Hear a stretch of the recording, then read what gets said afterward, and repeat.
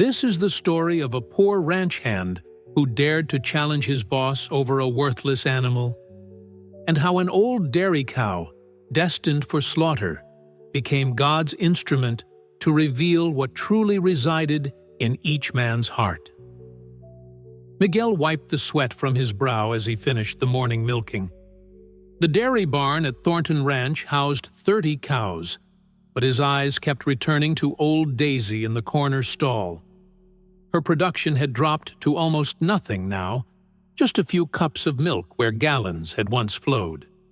He patted her bony hip gently. "You've given so much, old girl," he whispered. 15 years of milk, 12 calves. You deserve your rest." Daisy swung her head slowly, pressing her nose against Miguel's palm, her roomy eyes somehow still full of gentleness. Miguel had been there the night she was born, had bottle-fed her when her mother died of milk fever. He'd been the one to train her to enter the milking parlor, the one who'd delivered most of her calves. The heavy boots echoing on the concrete floor announced Mr. Thornton's arrival before Miguel saw him. Richard Thornton had inherited the ranch from his father 10 years ago and had transformed it from a family operation into a highly efficient business. The older animals and less productive practices had been systematically replaced. Still fussing over that old bag of bones? Thornton's voice carried the clipped tone of a man perpetually busy with more important things. "She's taking up space and feed we could give to a productive animal." Miguel straightened up slowly, his back aching from the morning's work. "She still gives some milk, sir." Thornton snorted. "Not enough to pay for her feed. I've already called the butcher. He's coming Friday." The words hit Miguel like a physical blow. 3 days. Daisy had 3 days left. "She's given her whole life to this ranch," Miguel said quietly. "That's what livestock are for," Thornton replied, checking something on his phone. "They produce until they don't, then they become meat." "It's just business, Miguel. You've been around long enough to know that." Miguel watched his boss stride away, phone to his ear, already moving on to his next decision. At 65, Miguel had indeed been around long enough to know how things worked. But that didn't make it right. That night, in his small cabin at the edge of the ranch property, Miguel sat at his wooden table pushing beans around his plate. The single light bulb cast harsh shadows across the sparse room that had been his home for nearly 30 years. On the wall hung a faded photograph of his late wife, Maria, taken on their wedding day. Beside it, a simple wooden cross. "What do I do, Maria?" he asked the empty room. "I've got no place to keep a cow. I've got no money for feed." His monthly salary barely covered his needs, and the money he sent to his daughter in San Antonio for his grandchildren's education. He had exactly $843 saved for emergencies, hidden in an old coffee can above the refrigerator. The next morning, Miguel approached Mr. Thornton as he was getting into his shiny black pickup. "Sir, I'd like to buy Daisy," he said, the words tumbling out before he could reconsider. Thornton looked at him like he'd gone mad. "The old cow? What for?" "I'd just like to let her live out her days peaceful like. She's earned it." Thornton leaned against his truck, an amused smile spreading across his face. "The butcher's giving me $800 for her. You offering more?" Miguel swallowed hard. "I can give you $850. $850? Thornton laughed. "That's about all you've got, isn't it, Miguel?" Miguel stood silent, dignity keeping his eyes level with his boss's. "You know what?" Thornton said, climbing into his truck. "Take her. $850. She's yours. But she's off my property by tomorrow night, understand? And you're still expected to put in your full hours. No special treatment because you've gone soft in the head." That evening, word spread quickly among the ranch hands. Miguel had bought the old dairy cow that was headed for slaughter. As he led Daisy slowly from her stall, he could hear the whispers and chuckles. "There goes Miguel's retirement fund," laughed one of the younger cowboys. "Paying good money for hamburger on the hoof," said another. The ranch foreman, Jake, shook his head as Miguel passed. "You're a fool, old man. What are you going to do with her? Where will you keep her?" Miguel just kept walking, one hand on Daisy's halter, the other gently patting her neck. "Come on, girl. We'll figure something out. And you? Have you ever been mocked for showing kindness when others saw only waste? If you have, type the word worth in the comments, so you never forget that value isn't always measured by what others can see. Miguel had no barn, no pasture, just a small patch of scrubby land around his cabin. As darkness fell, he tied Daisy to the lone oak tree beside his home and filled an old wash tub with water. He emptied his pantry of the few vegetables he had and watched as she gratefully munched them. "Lord," he prayed as he stroked the old cow's face, "I don't know what comes next, but I couldn't let her die like that. Not after all she's given." If this story is speaking to you so far, don't forget to like this video and subscribe so you don't miss the next stories. The next morning, Miguel rose before dawn as always. He fed Daisy the last of his carrots and headed to the milking barn for his shift. The whispers continued. By midday, even Mr. Thornton's wife had heard about Miguel's purchase. She found him cleaning out stalls. "Miguel," she said, her designer boots carefully avoiding the wet spots on the concrete, "Richard told me about your purchase." "Yes, ma'am," he replied, not stopping his work. "What exactly do you plan to do with an ancient cow?" Miguel leaned on his pitchfork. "Let her live, ma'am. That's all." Mrs. Thornton studied him with curiosity. "But where? How will you feed her?" "God will provide," Miguel said simply, returning to his work. That afternoon, Miguel was surprised to find Jake, the foreman, at his cabin when he returned. "You really did it," Jake said, looking at Daisy, who was lying in the shade of the oak. "You spent everything on this old girl." Miguel nodded, filling Daisy's water tub. "Mr. Thornton's been laughing about it all day," Jake continued. "Says you're the worst businessman he's ever seen." Miguel straightened up slowly. "I didn't do it for business." Jake hesitated, then gestured toward his truck. "I brought you some hay, and there's a tarp in the back. Could rig up a shelter of sorts." Miguel looked at him in surprise. Jake shrugged. "My granddad had a cow like her. Old Bessie. Grandma wouldn't let him sell her either." Together, they unloaded the hay and constructed a simple lean-to against Miguel's cabin. It wasn't much, but it would keep the worst of the elements off Daisy. Word spread beyond the ranch. By Sunday, after church, Miguel returned home to find Pastor Williams waiting for him. "Miguel," the pastor said, "I heard about what you did." Miguel nodded, expecting another lecture on financial responsibility. "The Henderson family has that small pasture behind their place," the pastor continued. "They said you can keep your cow there if you want.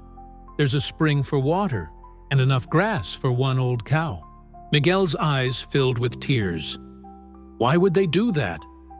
"Because kindness inspires kindness," the pastor said simply. That afternoon, Miguel slowly walked Daisy the half-mile to the Henderson property. It wasn't large, maybe 2 acres, but to Daisy, who had spent 15 years in a stall or small exercise pen, it was paradise. Miguel watched, his heart full, as the old cow lowered herself carefully onto the grass and began to graze. 3 weeks later, Miguel was surprised to see Mr. Thornton's truck pull up beside the Henderson pasture where he was checking on Daisy. "Still alive, is she?" Thornton called out, not bothering to get out of his vehicle. "Yes, sir," Miguel replied. "She's doing good." Thornton shook his head. "You could have had a nice bonus with that money. Could have fixed your roof." Miguel looked at Daisy, who was watching them with calm eyes. "Some things matter more than money, Mr. Thornton." "Like what?" "Sentiment." "You can't eat sentiment, Miguel. You can't pay bills with it." "No, sir," Miguel agreed. "But you can sleep at night with it." Thornton drove away, dust billowing behind his truck. The following Sunday, a young couple approached Miguel after church. The woman was holding a baby, no more than a few months old. "Are you Miguel?" the husband asked. "The one with the old dairy cow?" Miguel nodded, puzzled. "I'm David Henderson, Robert's nephew," the man said. "We just moved here from California. Our baby, Anna, she has some allergies. The doctor says she needs special formula, but it's so expensive. We heard your cow still gives some milk?" Miguel thought of the small amount of milk Daisy produced each morning. "Yes, just a little. The doctor says raw dairy from a grass-fed cow might help her," the woman explained, looking desperate. "We'd pay you, of course." Miguel looked at the tiny baby. "No payment. If Daisy's milk can help, it's yours." Each morning after that, Miguel would milk Daisy before work, carefully storing the small amount in glass jars in the Hendersons' refrigerator. To everyone's surprise, baby Anna began to thrive. Her skin rashes cleared up, she gained weight, and her constant crying subsided. I also want to know who is listening to these stories. Write your first name and the country or city you're watching from in the comments. I love reading where these stories are reaching. Word spread through the small community. Soon, other families with children suffering from allergies began to ask about Daisy's milk. The local doctor, initially skeptical, became interested when he saw the results in his patients. "There's something special about milk from older cows," he told Miguel one day when he came to see Daisy. "The protein structure is different, and being grass-fed changes the fatty acid profile. It's quite remarkable." By summer's end, Daisy was providing small amounts of milk for 5 children in the community. Miguel never took payment, but his porch often had fresh vegetables, home-baked bread, or handmade items left in gratitude. One hot August afternoon, Miguel was surprised to see Mr. Thornton's truck again. This time, Thornton got out and approached the fence, where Daisy was dozing in the shade. "My grandson's visiting," Thornton said abruptly. "He has these rashes. Nothing helps." Miguel waited, saying nothing. "My daughter heard about your cow's milk helping kids," Thornton continued, not meeting Miguel's eyes. "She wants to try it." Miguel nodded slowly. "Daisy doesn't give much, but there's enough to share." Thornton cleared his throat uncomfortably. "I'll pay whatever—" "No payment," Miguel interrupted gently. "Just bring a clean glass jar tomorrow morning." The next morning, Thornton arrived just as Miguel finished milking. He watched in silence as Miguel strained the milk into a jar and handed it to him. "Why are you doing this?" Thornton asked. "After everything? After I laughed at you?" Miguel looked at Daisy, peacefully chewing her cud. "Because holding on to bitterness is like drinking poison and expecting the other person to die." Thornton looked at the jar in his hands. "I don't deserve this. None of us deserve the good gifts we get," Miguel replied simply. "That's what makes them grace." 3 days later, Thornton returned. His face was different, softer somehow. "The milk," he said. "It's working. My grandson slept through the night for the first time in months." Miguel smiled. "I'm glad." Thornton shuffled his feet. "The university has been calling me. They want to study Daisy's milk. Something about the proteins and antibodies in older cows, especially ones on pasture. They're offering a research grant." Miguel frowned. "They want to take her to the university?" "No," Thornton said quickly. "They want to come here. Study her here. Study the milk, the pasture, everything about her environment." He paused. "They'll pay. Quite a lot, actually. And they want to publish papers about it." Miguel looked confused. "What does that have to do with me?" "It's your cow, Miguel. Your decision. But if they study her, can the milk still go to the children who need it?" Thornton nodded. "That's part of what they want to study. Why it helps those kids." He hesitated.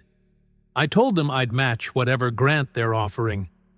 As a research sponsor." "Why would you do that?" Miguel asked. "Because I was wrong," Thornton admitted quietly. "About the cow. About you. About what has value." That fall, as the first research papers about Daisy's unique milk properties began to circulate in medical journals, visitors came from across the country to see the famous cow and the humble ranch hand who had saved her. A small dairy cooperative formed, dedicated to humane treatment of dairy cows and allowing them natural lifespans. Daisy lived 3 more years in that peaceful pasture. When she finally passed, she died as Miguel sat beside her, stroking her face and thanking her for all she had given. She was buried under the oak tree in the pasture, which by then had been officially renamed Daisy's Haven and expanded to 30 acres, purchased jointly by the Henderson family, the Thorntons, and the university. At the dedication of the small research center built on the property, Mr. Thornton stood beside Miguel, both men older now but standing straighter than they had in years. "I would have turned her into cheap hamburger," Thornton said, his voice catching. "I couldn't see her worth." Miguel shook his head. "You see it now. That's what matters." "How did you know?" Thornton asked. "How did you know she was worth saving?" Miguel looked out at the pasture, where a dozen retired dairy cows now grazed peacefully. "I didn't know what would happen. I just knew that no creature that gives so much deserves to be thrown away when it can no longer produce. Never forget this truth. What the world is quick to discard as worthless might contain the very blessing others desperately need. The value of a life is never measured by its productivity alone, but by the love and purpose God infuses into it. Sometimes, the greatest act of faith is to see worth where others see waste. If this story touched your heart, subscribe to this channel and share it with someone who needs to be reminded of their worth today. And save this video to listen again on those days when the world makes you feel like you're not producing enough to matter.